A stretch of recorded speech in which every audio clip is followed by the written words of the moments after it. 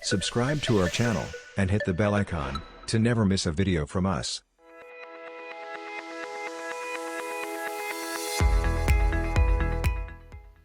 Hello everyone. Today we have with us Ms. Vasanthakumari Jayaraman, POSH IC Member at Department of Health and Family Welfare Govt of Tamil Nadu. She is serving as POSH IC Committee External Member and Gender Diversity Trainer with ONGC. She also has worked with brands such as Bharat Heavy Electricals Limited, SIDBI and ITC. She was one of the speakers at international conference organized by Association of Women in Communication in Austin, USA, and a panelist at the International Conference on Child Marriages 2016 in Malaysia. She has also been part of different international forums and has presented her research papers at different international conferences. On the behalf of Vskills, we welcome you to the interview series, ma'am, and we hope that we'll have good time together. Good afternoon, everyone. Thanks, Anandita, for those nice words. I'm very happy to be here because POSH is one thing which definitely it is in a need of the hour kind of things. Because I'm here as a specialist because, right from the inception of the law, I'm here. And then right from the inception is meaning that from the year 2013. So Thanks, Anandita, for the opportunity. Okay, ma'am. So my first question to you is that why do you choose this field and how would you describe your journey so far? Yeah, honestly speaking, basically I'm a psychologist and family counselor. That is my profession initially. But having done my PhD in psychology and family counseling, I'm into that. But, my passion is with women empowerment. So for the last 30 years, I have been doing, be it financial empowerment or whatever, education and finance. These are the two things, which gives empowerment to women. So in this context, I keep, doing a lot of work with be it the NGOs or government organizations or with the, educational institutions. Many in educational institutions, they used to call me as an entrepreneur advisor. This is how I have started actually. Like empowerment, when I go to, I just wanted to tell you this, share this experience. Initially, when I started as a trainer in a huge, I don't want to name the organization, huge, automobile manufacturing industry, as a trainer, 30 years back, just I was 22, 23 years old. Those days, it used to be the industrial estates used to be only for men. Absolutely, you cannot find even there was no restroom there in the factory because this is our area. Nobody is allowed. That was a kind. You can see that a lot of men working there. But from there, I have started my journey. Slowly, you can see that a lot of women started. Maybe informal sector women used to work, but in the formal sector, in the head office, there are girls. But in the factories, 30 years back in India, you cannot find very minimal number of women started working. At that point of time, I have started working with them as a trainer, consultant, and then things like that. Slowly, see, thanks to diversity and inclusion, there are the law DEI, diversity, equality, and then inclusion. That has helped a lot, and this revolution, this IT revolution, helped a lot more number of women being recruited, and they are working very comfortably. At this point of time, you must be knowing this Vishaka guidelines prior to POSH Act, the guidelines they used to follow. That was not a mandatory thing. Whereas, only precisely speaking, only after 2012, where Nirbhaya's incident happened in Delhi, then this act, Prevention of Sexual Harassment Act 2013, started happening. You asked me a question, how I have started working for that. Since I used to be the trainer for the all women police station in Tamil Nadu, that all women police stations are there for more than 20 years. I work with a lot of women in NGO sector, in government organization. Then they have started calling me as an external faculty, and I got trained from Delhi Ministry of Women and Child Development, and then from there is no looking back. Only I'm a full timer in gender and then prevention of sexual harassment. I started working with them. That is how I have started. So I'm sure It's a long. I'm sorry, it's a long journey. That is the reason right, why. ma'am. And I'm sure it required a lot of courage to start working in a male-dominant sector, right? And I also agree with that point that obviously education and financial freedom are the two tools which can actually empower women. Okay, ma'am. So my next question is, what actually is the POSH Act? Yeah. Um, it is a right time, right act in place actually. POSH is actually Prevention of Sexual Harassment Act at workplace, because we are very specific. There are two different things. One is prevention of sexual harassment at public space. What we are reading in the newspaper, what we are watching in the television, all those things comes under public space, which we are not going to discuss about it. Our focus is on prevention of sexual harassment at workplace. It is actually the law states prevention of sexual harassment at workplace for women, exclusively for women. So this act actually protects. There are two different things we need to understand. One is the safe work environment, and the other one is the zero tolerance. These are the things which comes under this law. Okay, ma'am. How is it implemented in the companies? Yeah, initially, see, there are organizations, including the manufacturing, IT, those organizations are, multinational organizations. Multinational organizations, they have their, in different countries, especially in the developed countries, all these laws are in place. And this has started only from, UN. I am also associated with the United Nations organizations presenting papers in different countries. Like UN SIDA, there is a kind of convention of, you must be knowing that, because India is one of the partnering country with the UN. That is the reason why, the law is in place in developed countries.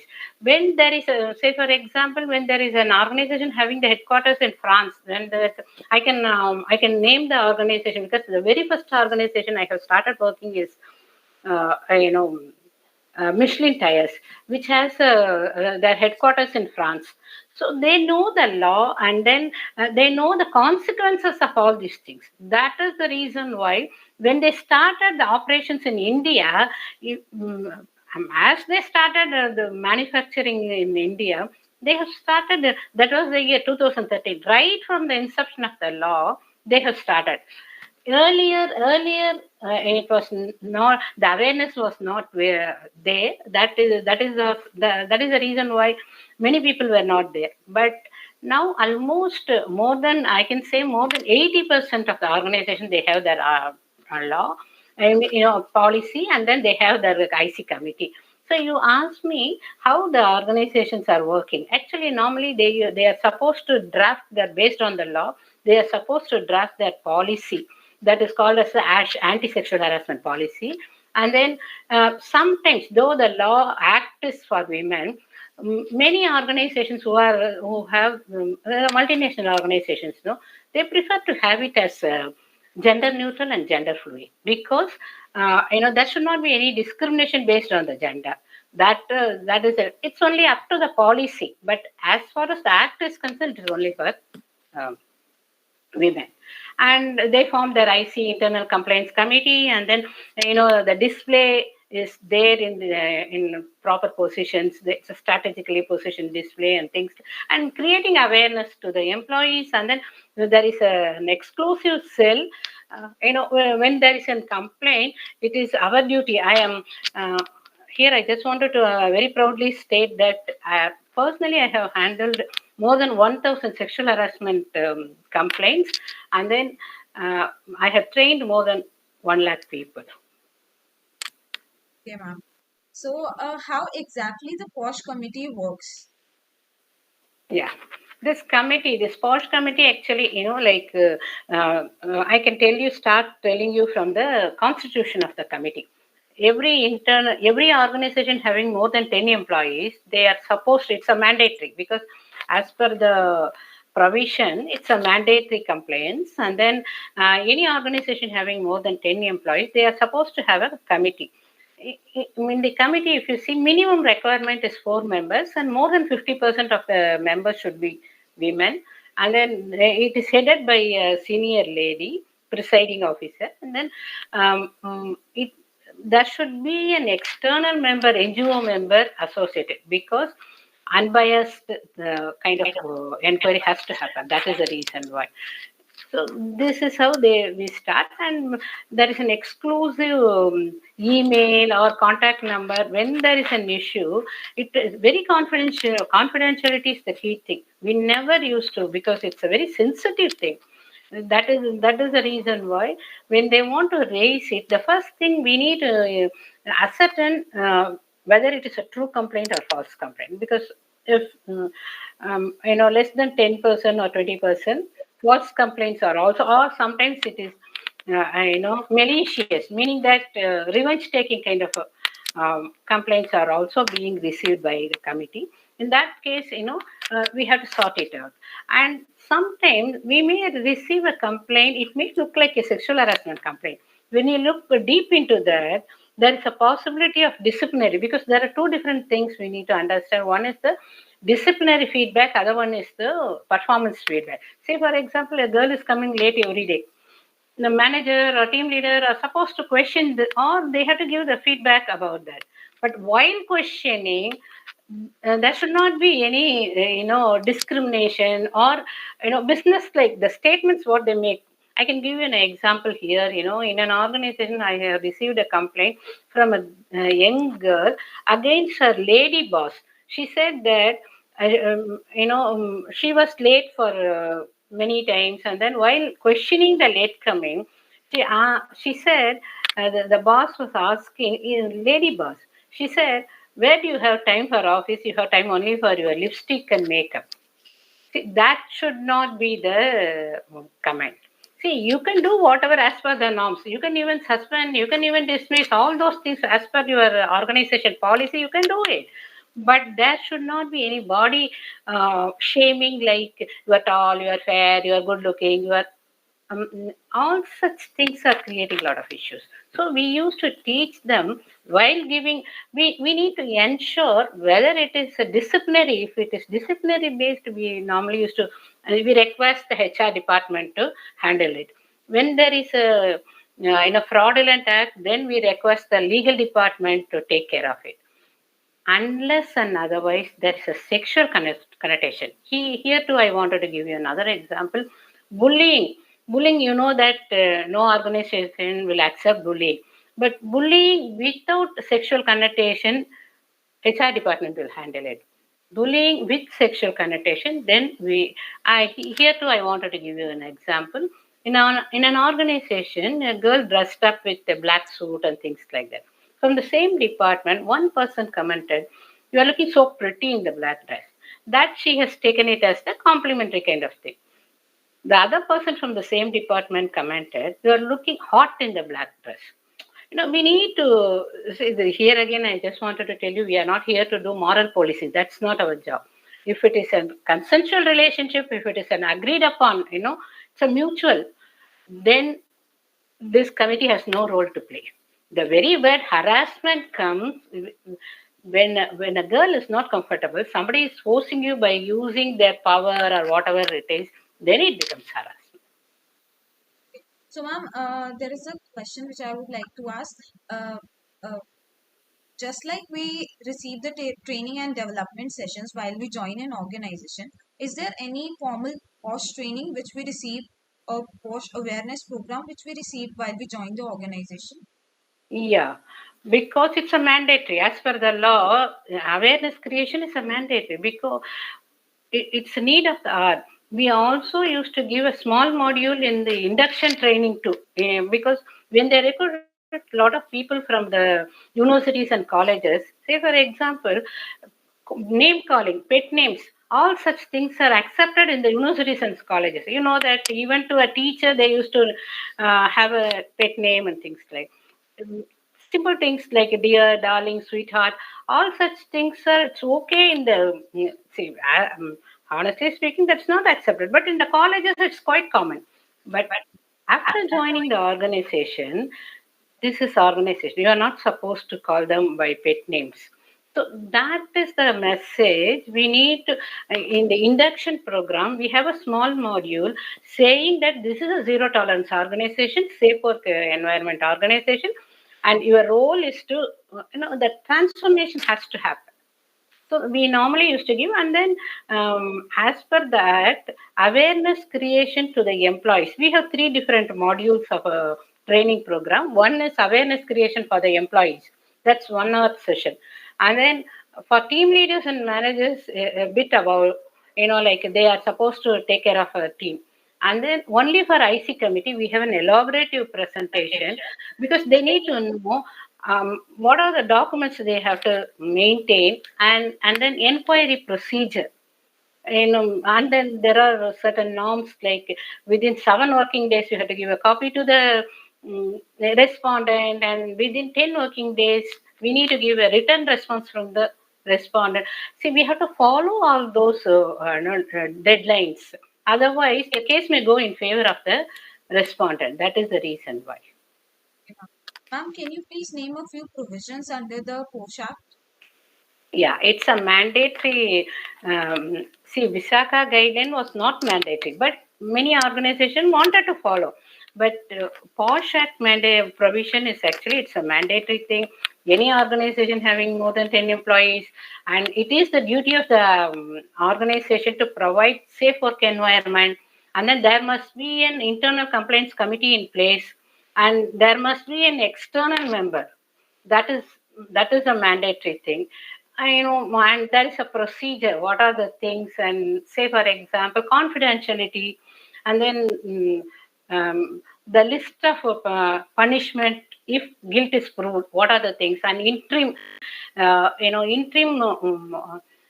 we normally used to give in order to safeguard the victim, because sometimes there is a life threat for the victims. Like acid attacks are there. In India, there are many, even reported acid attacks are many. So in order to protect, there is a provision. These are the certain provisions given by the Act. Okay. So, ma'am, I have came across a very interesting terminology called she box. Yeah. So, what exactly is a she box? Yeah, it is actually, as the name suggests, is the sexual harassment electronic box, and it is a very good thing because since I have been traveling to many countries, it's a very identity. You need not go to the police station. Even it's an email. It's an easy way of approaching the. It's a single window access actually. She works in central government, and Ministry of Women and Child Development is very active in this. As far as the domestic violence, even is a harassment at workplace is definitely they are anybody immaterial, whether you are a senior person or junior, whether you are working for a public sector or private sector, unorganized. So say for example, we are talking only about the organized sector. Even the construction laborers, they are facing a lot of issues. Like the unorganized sector people too, when they wanted to escalate it, when they want to put an end to the harassment, they can also send a email to this. Ma'am, since the POSH Act only protect women against sexual harassment, don't you think that can the organization's POSH policies can be gender neutral? Yeah, gender neutral and gender fluid. These are the 2 words, because there is a subtle difference between these 2 words. Because gender, like most of the people, they used to think that gender is referring only to women. It is not so. It is a kind of a, see, I used to teach 3 certain nomenclatures, like what is the difference between sex and gender. Sex is the physical form. Biological, at the time of birth, only it is only 2, either male baby or female baby. But gender is the emotional form, feelings and emotions and psychological frame of mind.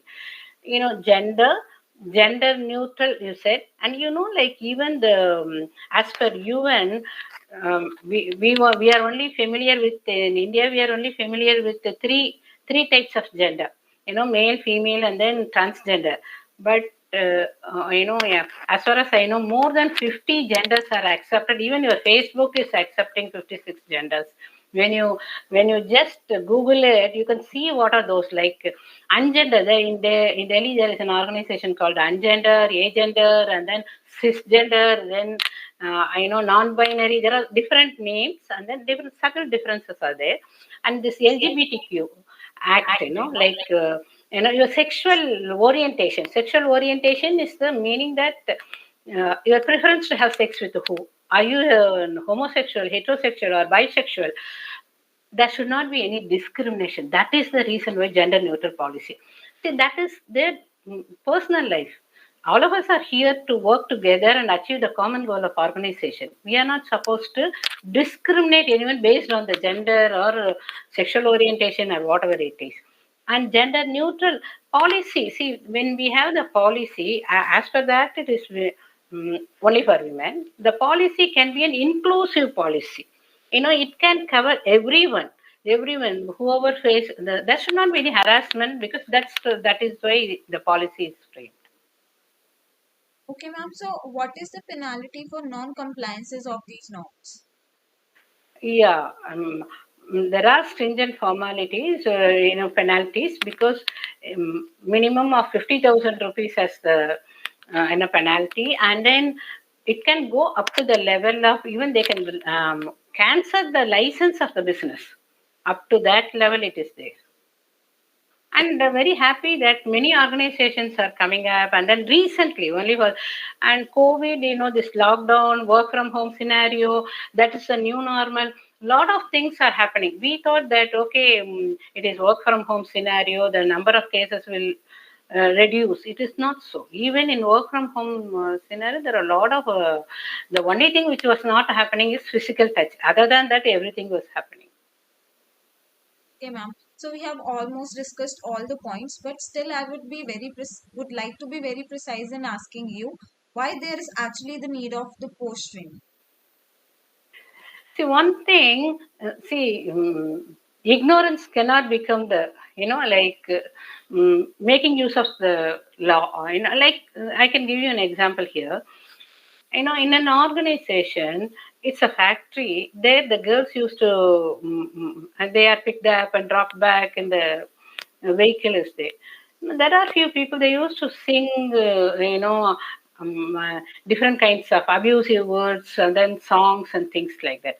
When we were questioning, very casually, he was saying that the guy is, no one taught me that we are not supposed to sing a song while a girl is. Then we said that right from the birth, even from the home, everyone is teaching. See, in India, I just wanted to tell you, I am very proud Indian, but at the same time, we are not working against the individuals. We are working against the mindset of the people. I think I would like to give you why there is a need for training. See, a girl in an organization raised a complaint saying that a young boy used to send abusive messages, and then we have started doing the inquiry. She is from a small town girl. Her mother from a very small city, she called me and said, Madam, boys are boys. That's there, no? Even the mother of the victim was telling me, she is not an Aishwarya Rai. There are 3,000 girls are working. Why only for this girl? She would not have dressed properly. That blaming the victim. In fact, in UN Women, sometime back, our slogan was, stop blaming the victim. Even in the Nirbhaya's case, people started saying that what she was doing after 9:30 with the boyfriend, she was on the road. See, stop blaming the victim. And then, that is where this training, these boys always, say, I'm very happy there are movies like No Means No. So otherwise, see, here again, I just wanted to tell you, when a guy is interested in a girl, proposing will not come under harassment. When she says categorically no, after saying no, stalking, changing the get-up, and then the typical movie style, no? Then that becomes the harassment. That is where the training is a awareness creation. Most of the time, the young guys used to tell me, had I known that even calling in by name will come under sexual harassment, I would not have done, madam. See, out of ignorance. So that is the reason why the training is a mandatory. Ma'am, so are there any indirect instances where the person might not know that they are covering, that they are falling under the act? Yeah, there are many things, no? They normally used to say, I wanted to give you this example. There is a relationship. In any organization, we are not questioning the mutual relationship. After 1 year or 2 years, there is a breakup. After breakup, whatever they share and their intimate communication, they used to bring it as a like evidence or whatever it is.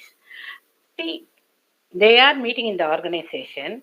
There is only in the organization there is a relationship, and after 2 years there is a breakup. Till then we are not bothered. After breakup, this guy starts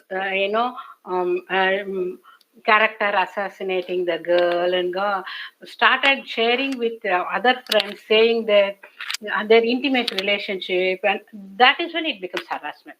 So we wanted to give the message that when there is a relationship, we never used to consider during the time of relationship, whatever the transactions, be it a communication or whatever it is, that is their relationship based thing. We never used to take such things as evidence. So the message what I wanted to tell, even to the girls, like, if you are not interested, please tell the person no. That clear cut no is missing in most of the time. That a guy is, a girl is raising a complaint saying that this guy is sending me messages for how long? 4 months. Then why didn't you escalate it? I thought, madam, just by ignoring, he will get the message. Keeping quiet is the yes message for him. When I spoke to him, he said, I thought, madam, she didn't send any message. That's why I thought she's enjoying all my messages. So if you're not interested, please tell the person. And there we are giving them the assertiveness training too. Like, be assertive. Don't be aggressive all the time. You can even say that I'm already engaged or whatever it is. If you're not interested, there must be a message to the other person. Okay, ma'am. So my last question to you is, what advice would you like to give to freshers in the field? In this for POSH field, you are talking about prevention of sexual. Yeah. See, there are a lot of lawyers are coming to this field because they know the law better. But your experience, because we need to handle it because see, that is the way we are designed. That could be there is an attraction towards opposite sex. We need to address it not only from the law. Yes, law is there. We also follow the complaints. Definitely we follow, but at the same time, counseling is part of it. Because there are girls who used to tell us, I really do not know, madam, I like that guy, but he is not replying. At that point of time, so what I wanted to tell you, there's no point in, following all those things, when he is not interested. The same way, guys, there are guys who used to tell me, I'm proposing, she is not talking, that's the end of the world. That's not the end of the world. So, their counseling is part and parcel of POSH law. So we need to give, we cannot ask, there is no question most of the time. So counseling is part of it. So one has to look at it in a compassionate. There are organizations where people used to say, there is a complaint for me, a young girl, sales girl, she was not, she's uncomfortable with the way the customer was looking at one particular customer. Then she said to the manager, I'm not comfortable the way he's looking at me. Immediately the manager said, being a pretty girl, everyone will look at you. That is not the answer we expect. That is not the reason she's standing there. And on top of that, at the time of inquiry, when I was questioning, how can you say that either you could have gone there and see, we do not want you to fight with the customer. At least you can send a supervisor, you can replace somebody to handle that particular customer, something he could have done it. But he's saying, ma'am, you should look at her, ma'am. She's so pretty, madam. And then I had to pull in his daughter. Do you have a daughter? Yes, madam, my daughter is studying in the 12th standard. If it is your daughter standing there, will you say the same statement? No, madam, I will not. Then that's the end of it. No, she is also daughter of another person. So please try to help her. Don't, that's why I said that this is a mindset and boys are always boys and it's only girls. They have to, yes, we have to be careful. But at the same time, so that's why these are the things I just wanted to tell you, the freshers. Thank you so much for your time, ma'am. It's my pleasure because I work for passion. It's my pleasure being here. Thank you so much, Anandita. It was nice talking to you, ma'am. Thank you so much. Thank you. Subscribe to our channel and hit the bell icon to never miss a video from us.